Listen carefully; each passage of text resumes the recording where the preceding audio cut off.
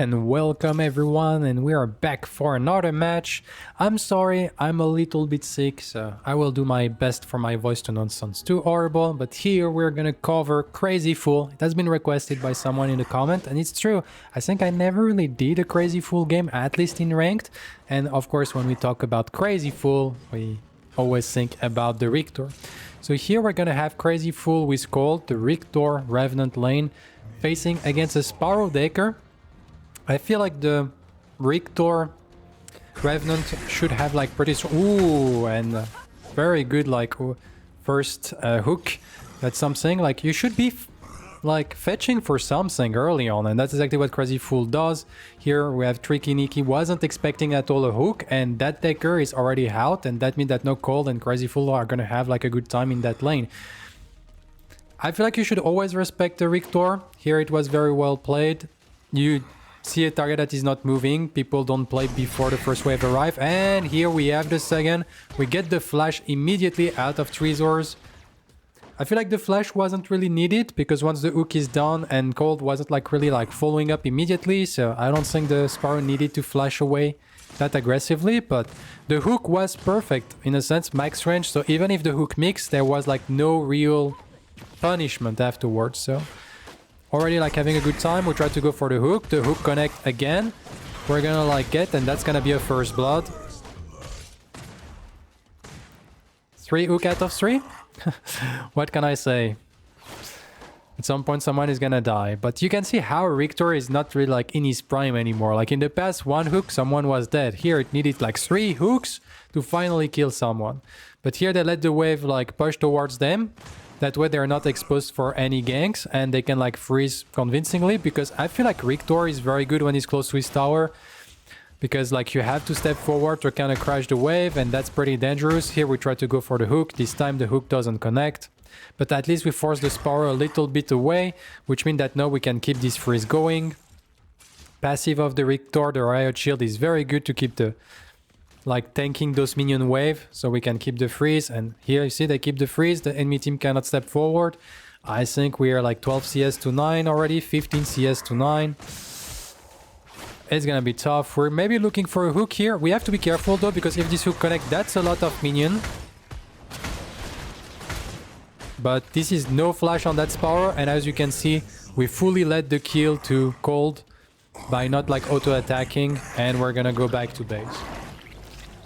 Crazzyfool, 4 hook out of 5, and yeah, it's pretty impressive. But what you have to look at it, it's like, okay, true, we're getting like every single hook, but it's not only that. Like he's fetching for the first hook early on the timing that his opponent is completely caught off guard, and then once he secure like those nice hook, he actually get perfect wave management that allowed then the opportunity to go for additional hooks afterwards. So it's like, true, there is like some mechanical prowess from Crazzyfool, but it's not only that. It's like a lot more than that, because he does everything perfectly so far. So here, ooh, once again, a very nice hook. And that's gonna be a kill. 5 hook out of 6. I think like Crazzyfool got these guys figured. So here we're gonna try like to crash that wave, because the wave is pretty big. So here we're just like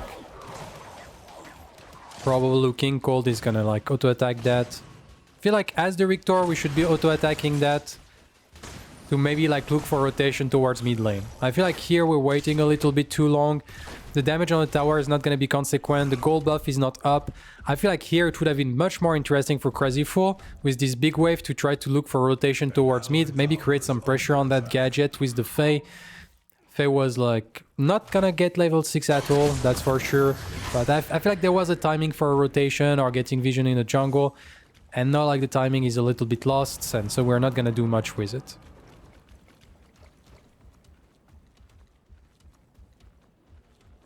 We're going back through the safe spot. And here we're maybe like looking, there is the crouch here. We do get like the fake coming from behind. We're gonna try like to collapse, and we take advantage of the bull rush to get like the guaranteed Riplash. Perfectly executed here. And that's a kill on the crutch. And now we're coming back to Cold. Cold while playing Self in the meantime. That's a timing that probably the Decker and Spar should have looked to be a little bit more aggressive onto Cold. While they had vision that they were all collapsing on the gadgets. And here you can see once again the wave is slow pushing, so we can step forward, we get the hook. That's a lot of damage. They use everything on the Riktor, but the Riktor is pretty tanky with the Violet Brooch plus the Guardian Crest. To be honest, like Tricky Nikki is not doing really like his job. The Spar is not stepping correctly. Here as the Decker, she should try to stun the Revenant as soon as the hooks connect, to try to offer an opportunity for the Spar to go away. But the Spar also like not really dodging much the hooks. And here you see Crazzyfool go for the Riplash. Of course, if the Riplash connects, it's a lot of damage on the Decker, and that's very good. But I don't know if you noticed the timing he actually replashed in. He replashed when the wave was going in. So by replashing at that moment, he forced the Decker to focus on himself, on him, because the Riktor is going to try to hook her, which means that she cannot stop this wave from crashing. So even if the hook doesn't connect, like the goal of crashing the wave is achieved thanks to that hook. So if the hooks connect, that's a lot of damage, that's wonderful. If the hook doesn't connect, it still has value. So that's something that as a Riktor you need to be like looking for, those type of opportunities, and like understanding the pressure you have just through your Riplash.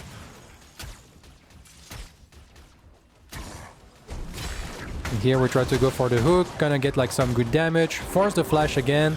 We're gonna use the ultimate. Has to be careful now because he can get turned on him. He doesn't have mana, he doesn't really have a lot of health. He's gonna probably try to go for a silence, and now he get the flash, and so saving a little bit Cold. I don't think we needed to save Cold here since Cold had the flash. In the end, we ended up losing the flash on the Riktor as well. But I love the mentality. Like, we're a support, we're trying like to protect our teammate. The more we keep, as much as we can. And that's exactly what he does, even like ready to sacrifice a little bit his flash. I still believe in that situation, Cold was safe, and we can keep the flash for the flash Riplash when we get the level 6, and that would have been like more impactful. But I love the mentality here.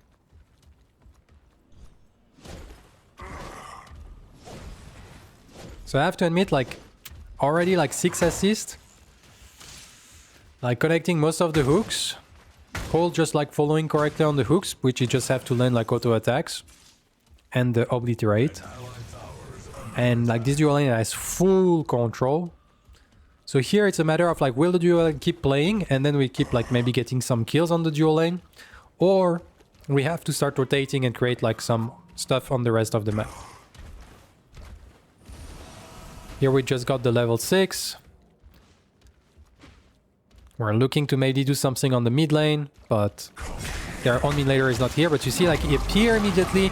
We go for the skewer, probably gonna get the flash away. Shield, slam, and we get the flash. But once again, you see, like, it's not only about eating landing hooks. Here, he just like pre-shot the hooks as soon as you get out of the gate to not let the enemy get time to react, which helps guarantee the hook. So now we got the rotation of the Feng Mao from his team, so that's gonna be a Feng Tooth being forced. They have full priority on mid lane, full priority on dual lane. The offlaner didn't rotate, so that should be a free Feng Tooth for sure. Unless like Donnie completely like fumble his hunt. It was a hunt that has seen 10 HP, so could have been dangerous. But in the end it worked out. First Feng Tooth secured for the Dusk team. Here we're gonna try like to hook. Okay, we changed the target. Didn't really work out. But this dual lane is too scared, so now we get the Shinbi coming in. That's a lot of damage. It's probably a dead Riktor, to be honest. So the Shinbi kinda surprised them pretty well. And we're gonna get a double kill. Pretty nice gank by Zolti. And that's gonna be like a double kill secured, and that was a huge shutdown. Like a 5-0 Revenant. Ooh, that is going Icecorn Talon. That's interesting. But yeah, that was like a pretty wonderful shutdown to be secured. That's always like one of the problems with Riktor, is if you miss your Riplash, then you're kind of lacking on tools to defend your teammate afterwards.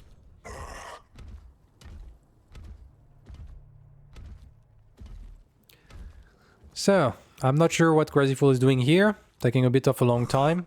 Pretty good, like, punishment by the Dawn side.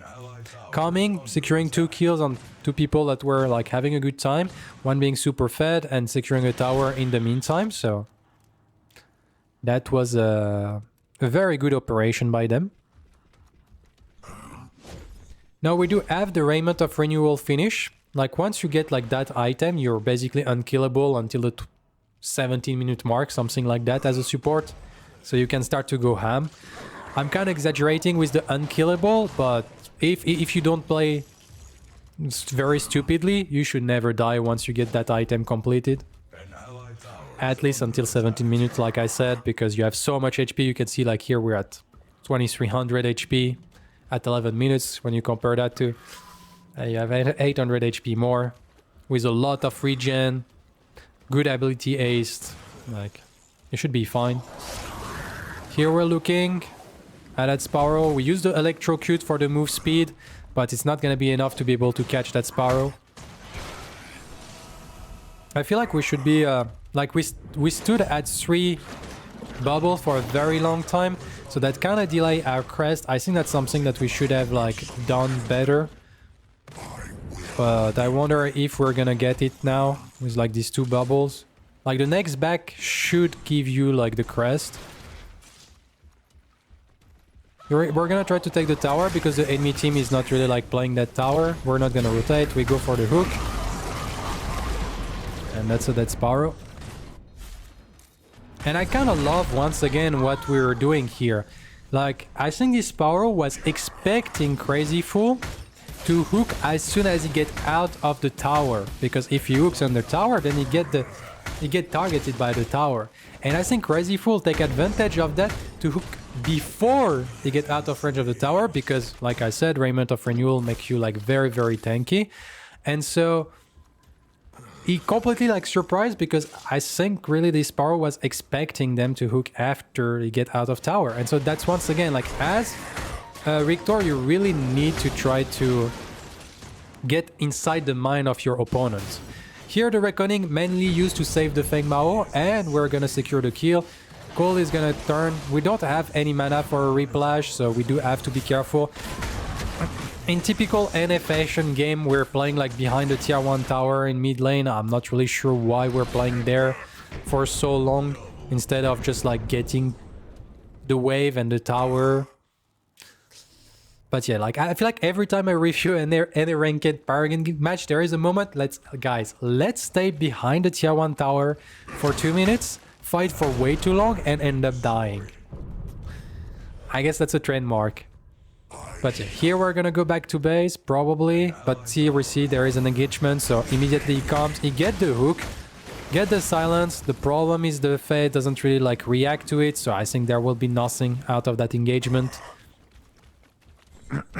And so now we're gonna go back to base, spend 1800 gold, get the crest, which probably is gonna be Riftwalker or Sanctification, the 2 options that kind of worked well on the Riktor.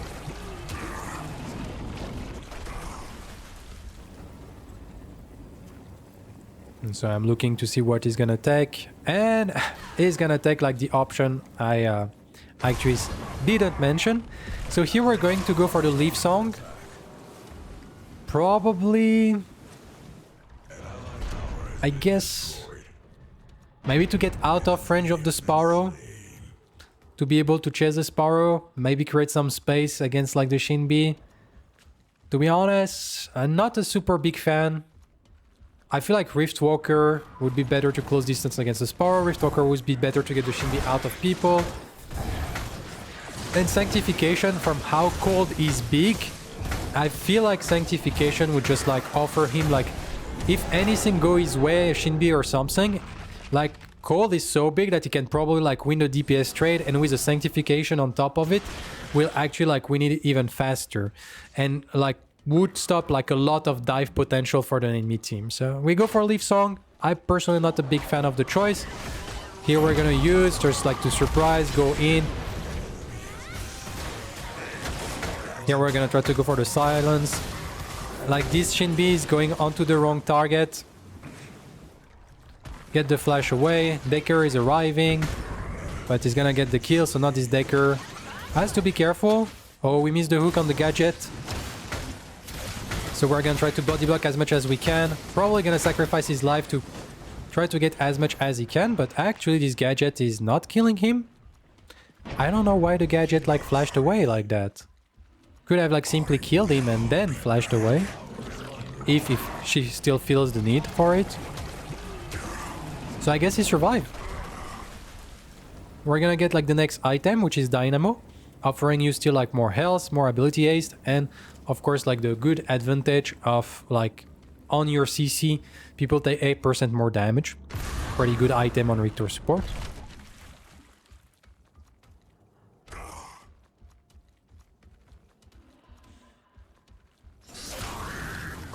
And now we're gonna rotate towards the opposing lane.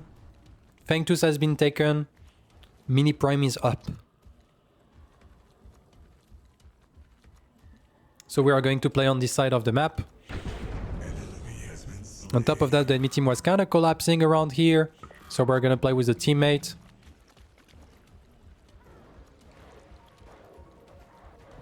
We're maybe gonna try to get onto that Shinbi. This Shinbi dash, but no, whooshy. Nice little jump to dodge the hook, but then it wasn't enough and she get picked up. And you can see, like, that's why like, I feel like Sanctification would be so good, because Cold is so big that if you're just giving like more survivabilities for Sanctification, or even Riftwalker to peel people away from him, especially the Shinbi, I feel like there is nothing to stop him from like going wild.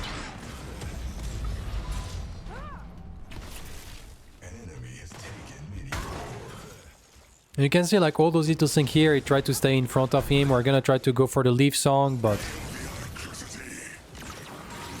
not much is gonna be found.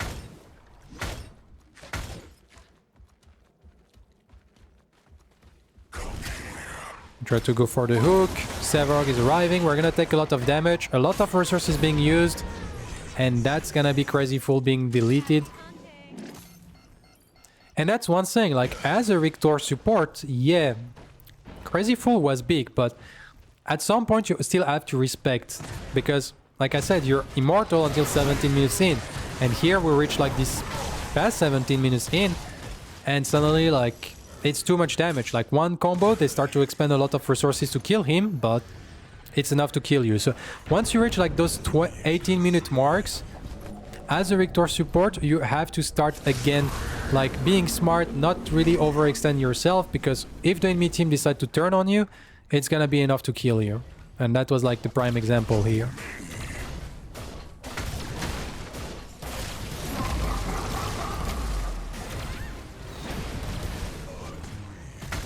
Cold auto attack are disgusting. Like, this Shinbi health is disappearing so fast. Well, she does have Prophecy and Magnify, so she only have Magnify when it comes to survivability. So, yeah. But, and Cold is super big.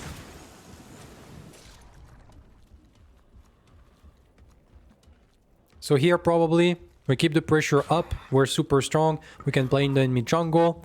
Once again, like, we still have to respect, we're not immortal anymore. We're gonna use like the leaf song, try to be aggressive, and we land the hook, as that's gonna be a dead Sparrow. 2 shots.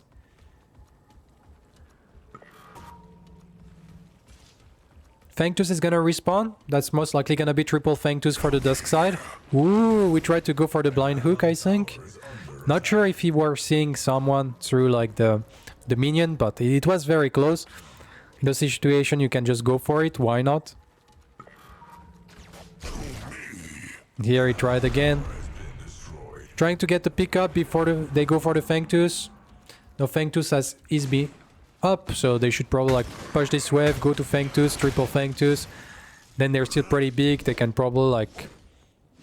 They kinda... this Riktor will need to reset at some point because it doesn't have enough mana, but... The rest of the team is in a pretty good spot.